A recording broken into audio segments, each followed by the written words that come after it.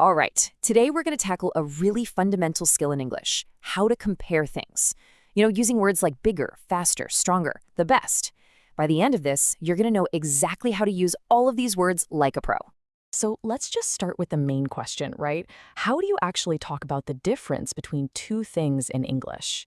It's something that trips a lot of learners up, but trust me, the logic behind it is way simpler than you think once you see it all laid out. Okay, so here's our game plan. We're going to start with the absolute basics, then we'll get into the rules for both short and long adjectives. After that, we'll hit those tricky exceptions that you just have to memorize, and finally, we'll put it all together to see how it works in the real world. Let's do this. First up, the basics. And here's the most important thing to remember. Pretty much everything we're about to learn really just boils down to two main ideas, two main tools that you'll be using. And here they are. First, you've got the comparative. This is what you use when you're comparing just two things, one against the other. Then you have the superlative. This is for comparing more than two things. You're picking one out of a whole group. So just remember, two items, comparative. A group, superlative. That's really the core idea right there.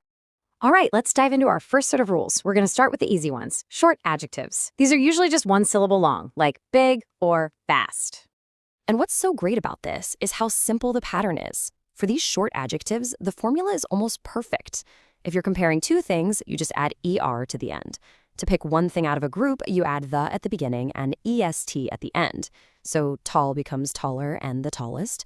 Fast becomes faster and the fastest. It's a really nice, clean pattern, right? And here's that rule in action. Edmund is taller than Fernand. See, we're just comparing two people, Edmund and Fernand. So we use that comparative form, taller. Simple. But you knew there was a but coming, didn't you? Of course, English loves its little exceptions. While that and est rule is our base, there are a few little spelling tweaks we have to watch out for with these short adjectives. So the key is to just look at how the adjective ends. If it already ends in an E, you just add an R or est. If it ends in Y, you got to switch that Y to an I first and then add ER or est. And for the last one, if the word ends in a consonant-vowel-consonant combo, you double that last letter. Let's see what that looks like. So here's our first spelling rule. The adjective is nice, and it already ends in an E. So we don't add another E, we just add the R. Mercedes is nicer than others. See? Clean and simple. And here's that consonant doubling rule we talked about.